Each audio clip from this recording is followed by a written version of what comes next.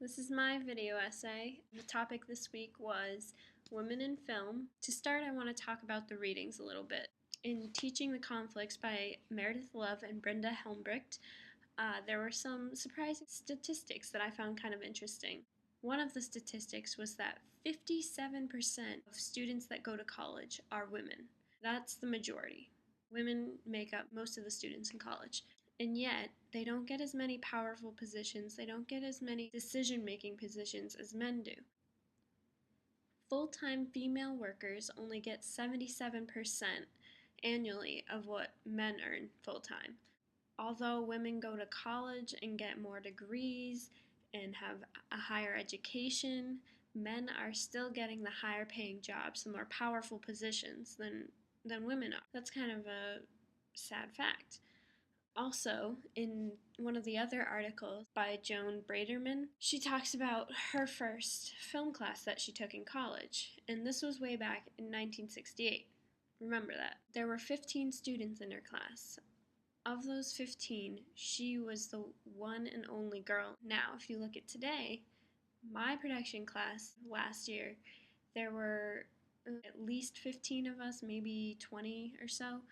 There were only 3 girls in my class, including myself. And this is 40 years later. 40 years later, and there's still only so many women that try to break into this industry. Even though, 40 years has passed, it's still mainly a male-dominated industry. Misrepresentations, the documentary we watched in class, kind of covered this topic a little bit and definitely touched upon women in film, but it also talked about a lot of other things that I hadn't really thought about before. For instance, they talked about, not only did they talk about women in film, but it also discussed women in politics and women as news anchors. And one of the things they brought up was, what's more important when you're watching a news anchor or a female politician on the stand? Are the viewers paying more attention to what she's saying, to her stand on certain issues and topics, or are they more concerned with the way she looks, what she's wearing, how she's dressed, how much skin is showing, what does her makeup look like? I definitely think that when female politicians are discussed in the news, the topic isn't, what's their stand on this issue, what's their stand on abortion. It's how did they look? What kind of shoes was she wearing? I mean, heaven forbid that she wore the same outfit to, some event 2 months ago. It's definitely more about clothing and the way you dress and the way you look than anything else. Misrepresentations delved into women in film a little bit. I mean, they talked about the other stuff a lot, but they definitely covered women in film a little bit. I had already known from the start that the odds were exactly with women in a large sense, like when it came to female cinematographers or editors or producers, there were very, very little of them exist in the world today, and it's mostly male dominated. But what I hadn't thought about was actors and how this kind of affected them, and misrepresentations talked about that a bit. A couple of the women interviewed on misrepresentations brought up the fact that there aren't many female protagonists in film. And if there are, it's always about finding love, getting married, getting pregnant. It's never, finding your destiny or being true to yourself like a lot of the male protagonist movies are. There are a few known films that center around a female protagonist. In them, the female at least appears to be empowered.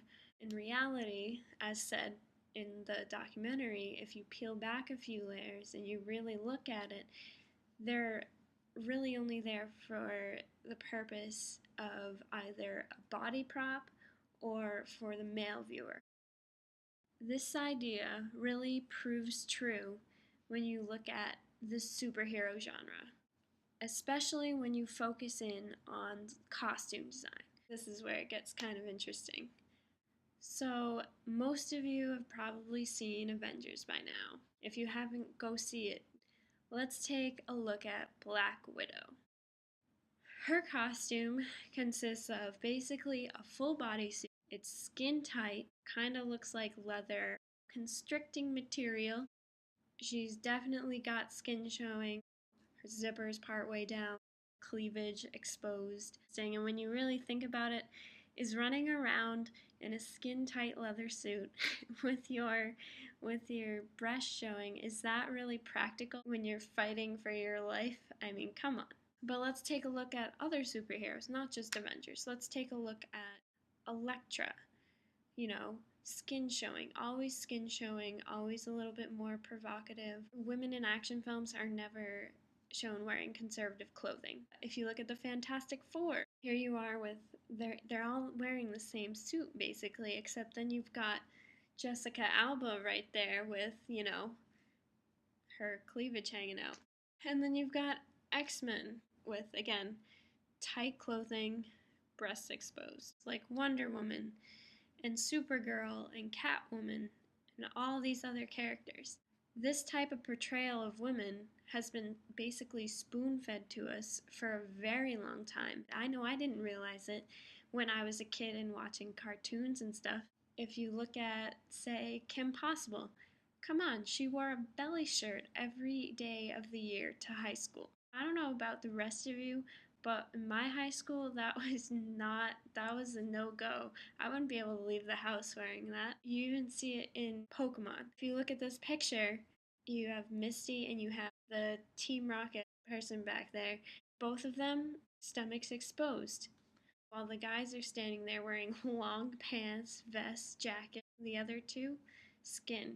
Always got to be showing skin. You've got Sailor Moon. They're all wearing these tiny skirts. You've got Powerpuff Girls. You have the oh-so-feminine Miss Bellum, who got a low-cut shirt.